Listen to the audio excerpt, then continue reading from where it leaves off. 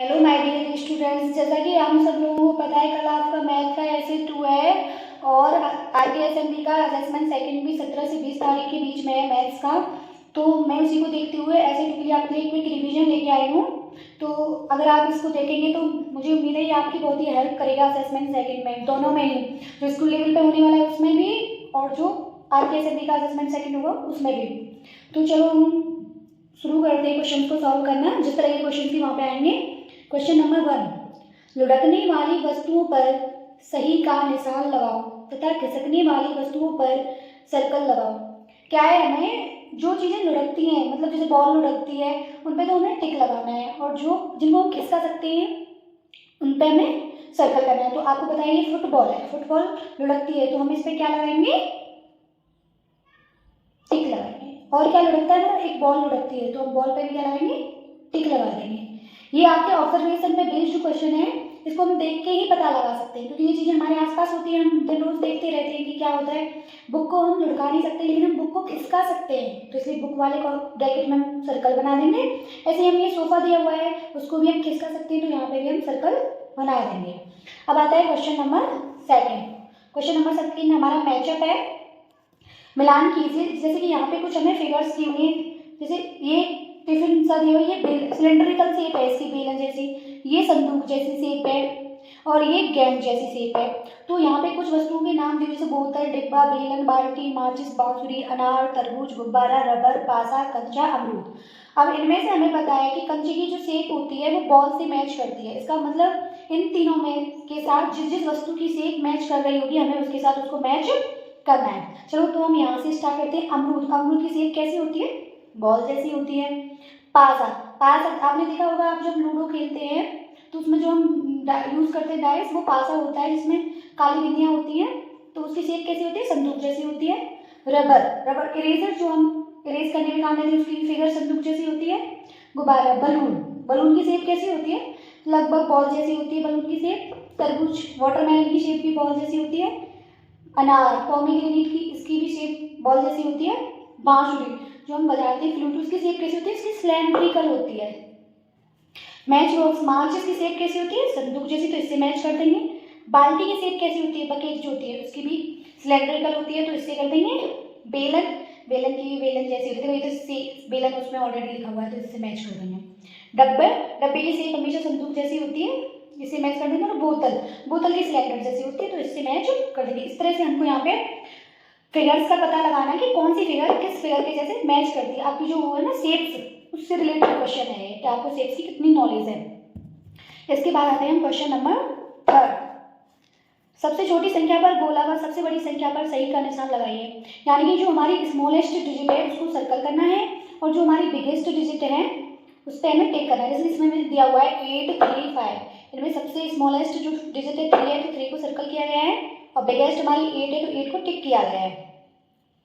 ऐसे ही हम सेकंड वाला देखेंगे 4, 2, 6, तो सबसे स्मॉलेस्ट कौन सी डिजिट है 2, 2 को हम क्या कर देंगे यहाँ पे सर्कल, और सबसे बिगेस्ट कौन सी है 6, 6 को क्या कर देंगे हम यहाँ पे टिक। हम थर्ड वाला देखेंगे 7, 10, 9, तो स्मॉलेस्ट कौन सी है हमारी 7, 7 को सर्कल कर देंगे। बिगेस्ट कौन सी है 10, 10 को टिक कर देंगे। 1, 3, 5, स्मॉलेस्ट कौन सी है 1, तो 1 को सर्कल कर देंगे और हम 5 को ऐसे टिक कर देंगे। अब हमारा नेक्स्ट क्वेश्चन देखते हैं हम, क्वेश्चन नंबर 4। गिनकर संख्या लिखिए, it means count and write their number. ये जो फिगर्स दी हुई है इनको हमें काउंट करना है और जितना नंबर आता है वो हमें यहाँ पे डालना है। जैसे ये इसमें फिशेज दी हुई है तो काउंट करेंगे 1, 2, 3, 4, 4 फिशेज है तो 4 हम यहाँ पे लिख देंगे। इसके बाद इधर देखिए बटरफ्लाइज दी हुई है, कितनी बटरफ्लाइज है 1, 2, 3, 4, 5, 6, 7, 8 बटरफ्लाइज है तो यहाँ पे हम 8 लिख देंगे। अब हम नेक्स्ट क्वेश्चन करते हैं, क्वेश्चन नंबर 5। संख्या से संख्या नामों को मिलाइए। मतलब यहाँ पे हमें कुछ नंबर्स दिए गए हैं बलून्स के अंदर और नीचे जो शेप्स दी हुई हैं उनमें उनके नेम दिए हुए हैं शेप्स के, तो सॉरी डिजिट्स के, नंबर्स के नेम दिए हुए हैं, तो हमें नंबर्स को नंबर्स नेम से मिलाना है, मैच करना है। जैसे कि पहला है 45, 45 को हम हिंदी में बोलते हैं 45, तो आपको देखना होगा 45 इसने कहा ये रहा। आप लोगों के लिए इंग्लिश में आएगा लेकिन ये वर्कबुक है क्योंकि हिंदी में प्रिंटेड है तो मैं उससे ही आप लोगों को समझा रही हूँ। तो 45 को 45 बोलते हैं, तो हम अपना ये लेके जाएंगे बलून वाला और हम 45 से मैच कर देंगे।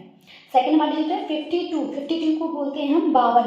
52 देखिए कहाँ पे, 52 हमारा स्टार में है, ये रहा स्टार, तो हम 52 को ले जाके स्टार से मैच कर देंगे। थर्ड हमारा था 67। 67 को बोलते हैं 67।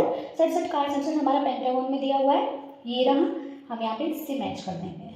फिर आता है 83। 83 मतलब 83, इसको 83 को हिंदी में 83 बोलते हैं, तो उससे हम यहाँ पे मैच कर देंगे। नेक्स्ट आता है 37। 37 मतलब 37, जो कि इसमें दिया हुआ है फिगर में।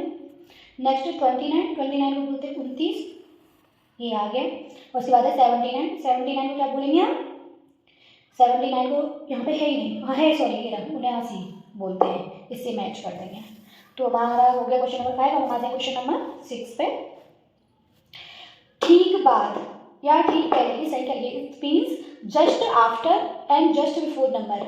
इसके जस्ट आफ्टर क्या आएगा और इसके जस्ट बिफोर क्या आएगा, इस तरह से हमें नंबर भरने हैं। तो 7 के जस्ट आफ्टर क्या आएगा 8, 2 के जस्ट आफ्टर क्या आएगा 3, ऐसे ही 6 के जस्ट बिफोर क्या आएगा 5, 5 के जस्ट बिफोर क्या आएगा 4, 8 के जस्ट आफ्टर क्या आएगा 9, और 1 के जस्ट आफ्टर क्या आएगा 2, और 4 के जस्ट आफ्टर क्या आएगा 5, 3 के जस्ट बिफोर क्या आएगा 2, और 10 के जस्ट बिफोर क्या आएगा 9।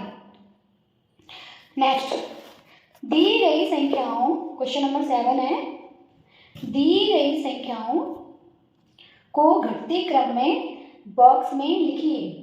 इसमें हमें कुछ नंबर्स दिए हुए हैं 13, 64, 70, 34, 19 एंड 70। तो उनमें कहा है कि घटते क्रम में, घटता क्रम मतलब सबसे बड़ी उससे छोटी, उससे छोटी और फिर उससे छोटी। ये कौन सा ऑर्डर हुआ, ये हो गया डिसेंडिंग ऑर्डर। असेंडिंग और डिसेंडिंग आपने पढ़ेगा। असेंडिंग मतलब बढ़ता हुआ क्रम, डिसेंडिंग मतलब घटता हुआ क्रम। जैसे कि मान लो ये सीधी है, अगर हम सबसे बड़ी संख्या से नीचे की तरफ चले इसको बोलते हैं डिसेंडिंग, डिसेंडिंग है ना, नीचे वाला क्रम। अगर हम चढ़ते हुए जाए सीढ़ी, एक सीढ़ी या एक नंबर चढ़ते हुए उसको बोलते हैं असेंडिंग। लेकिन हमें घटते क्रम में, नीचे की तरफ घटते क्रम में गए तो उसको बोलेंगे डिसेंडिंग ऑर्डर।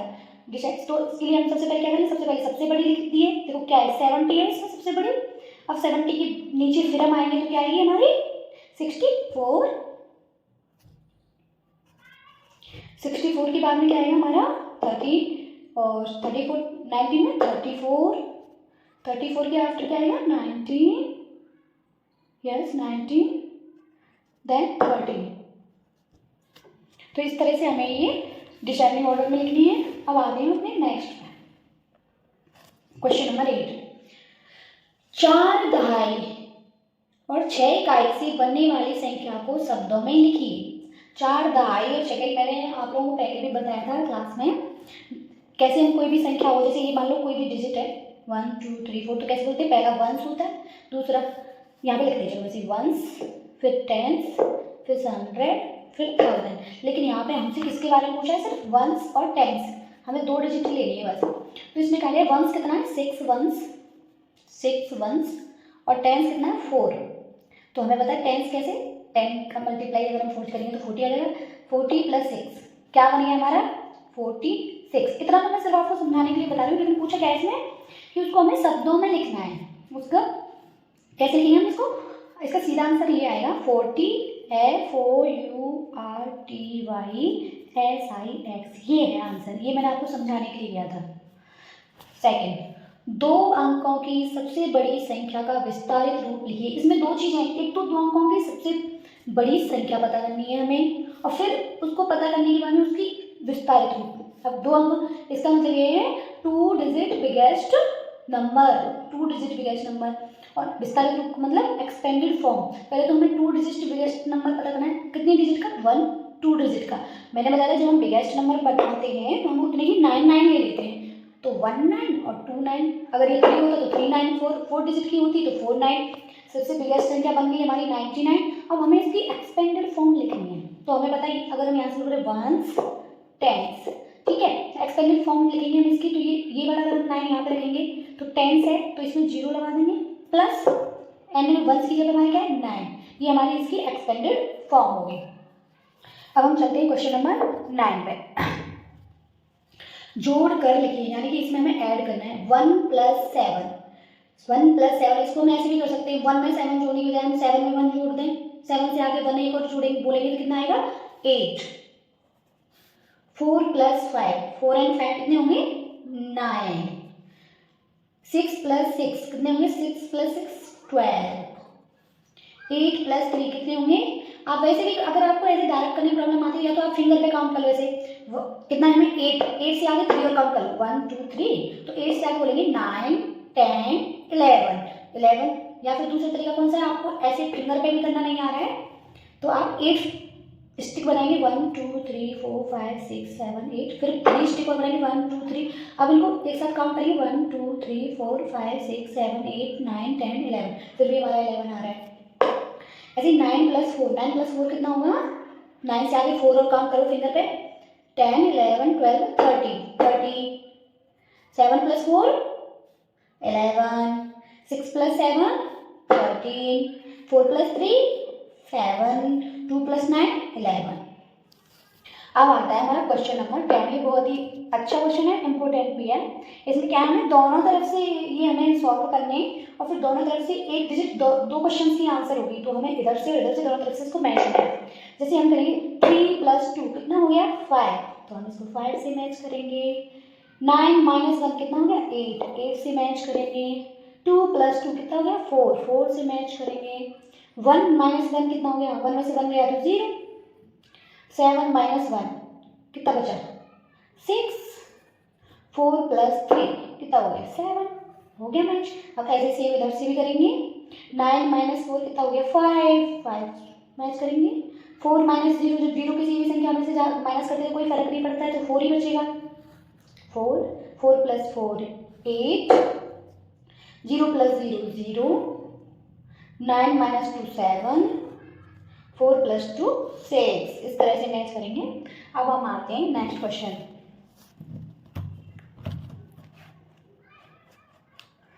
घटाइए, यानी कि इसमें हमें सब्ट्रैक्शन करना है, ठीक है, सब्ट्रैक्शन करना है हमें इसमें। इकाई दहाई, इकाई वंश को बोलते हैं, दहाई टेंस को बोलते हैं। जैसे ये वंश हो गया, ये टेंस, ये वंश, ये टेंस, ये वंश, ये टेंस, ये वंश टेंस, वंश टेंस, वंश टेंस, वंश टेंस, वंश टेंस। तो हमें सबसे पहले जब हम सब्ट्रैक्शन करते हैं तो हम वंश की साइड से करना शुरू करते हैं। हमेशा ध्यान रखना, कभी इधर से सॉल्व नहीं करते हैं, हम अपने राइट हैंड की तरफ से सॉल्व करते हैं। अगर आप इधर से करोगे तो पूरा गलत हो जाएगा। 0 - 0, अगर हम 0 में से 0 माइनस करेंगे तो 0 ही बचेगा। 5 - 4, तो आप क्या करेंगे 1 2 3 4 5, 4 माइनस करना है 1 2 3 4 को ऐसे कर दो क्रॉस, और बचा कितना 1 यहाँ पे लिखो। ये हमारा जब छोटे डिजिट हो हमारे सामने तो ये हमारा इजी होता है, और हम उसे फिंगर पे नहीं कर पा रहे हैं और डिजिट भी छोटी है तो स्टिक के थ्रू कर लो। 2 - 3, अब यहाँ पे समझने वाली बात आती है कि मानो हमारे पास 2 लड्डू हैं और हमें 3 लड्डू देने हैं, मतलब 3 माइनस करना है, लेकिन हम 2 में से 3 लड्डू कैसे दें किसी को, तो हम इस वाले से एक कैरी ले लेते हैं, हमेशा 1 कैरी ले लेते हैं। तो आपको पता है जब हम 1 कैरी के रूप में लेते हैं तो वो 10 की पावर में आता है, 10 की में। अगर इसने 2 को 1 दिया तो इसके पास खुद के पास कितना बचा 5, और 2 को क्योंकि 1 मिला 10 की पावर में, तो 10 और 2 ये कितने हो गए 12। अब 12 में से तो हम 3 माइनस कर सकते हैं ना, 12 - 3 करेंगे तो कितना आएगा 9 आ गया। अब हमारे पास यहाँ हम 6 में से माइनस करेंगे, नहीं करेंगे, हम करेंगे 5 में से, क्योंकि यहाँ 6 है ही नहीं, यहाँ तो 1 चला गया 5 बचे। 5 में से -2 करेंगे तो कितना बचेगा हमारा 3। ये होते हैं कैरी वाले। ऐसे हम नेक्स्ट क्वेश्चन पे आते हैं। 5 - 5, जब हमें सिमिलर में से सिमिलर करनी होती हो तो हमेशा 0 आता है। मान लो हमारे पास 5 लड्डू हैं और 5 हमें ये किसी को देने हैं, तो 5 को 5 लड्डू देंगे तो हमारे पास तो एक भी लड्डू नहीं बचा ना, तो 0। ऐसे 7 - 3, 7 लड्डू हैं, 7 में से 3 लड्डू माइनस करने हैं, कितना बचा हमारे पास, हमारे पास तो भाई सिर्फ 4 लड्डू बचेंगे 4, ठीक है, इस तरह से माइनस करेंगे।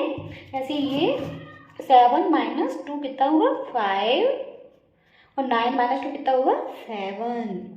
ये वंश है, अगर हमें इसमें से पूछे आंसर में से वंश कौन सा है तो 5 वंश है, 7 टेंस है, 0 वंश है, 4 टेंस है, 9 वंश है, 3 टेंस है, 0 वंश है, 1 टेंस है। अब चलते हैं नेक्स्ट क्वेश्चन पे।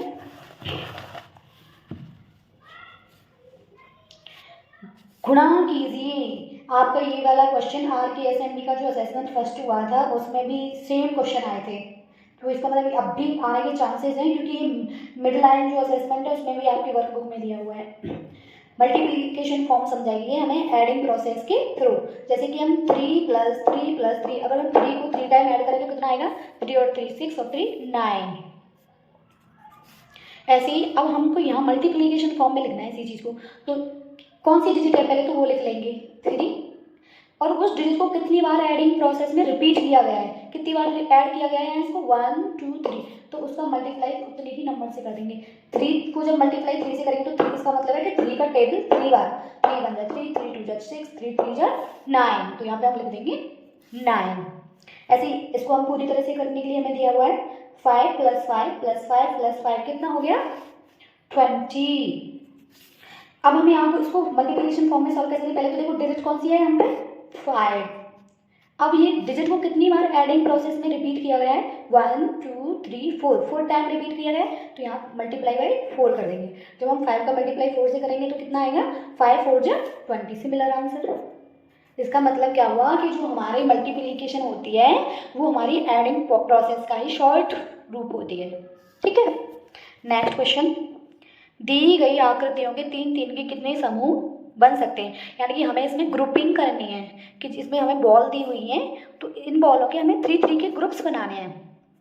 तो कितने ग्रुप्स बन सकते हैं 3 3 के, एक तो इसको हम 2 टाइप से कर सकते हैं। पहले मैं बता दूँ आपको इजी वाला टाइप, पहले आप क्या करोगे 3 3 के ग्रुप बनाओ 1 2 3 1 ग्रुप, 1 2 3 2 ग्रुप, 1 2 3 4 ग्रुप, 1 2 3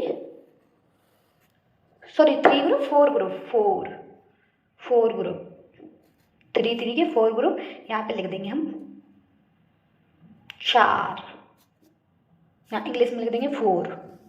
ऐसे यहाँ पे दिए हुए हैं। हाँ दूसरा पैटर्न और मैं आपको बताती हूँ थोड़ा, मतलब ये तो बहुत ही ज़्यादा इजी हो गया कि सर्कल बनाओ। आप डायरेक्ट करना चाहते हो तो ग्रुपिंग कैसे करोगे, इनको टोटल काउंट करो कितना है 1 2 3 4 5 6 7 8 9 10 11 12 है।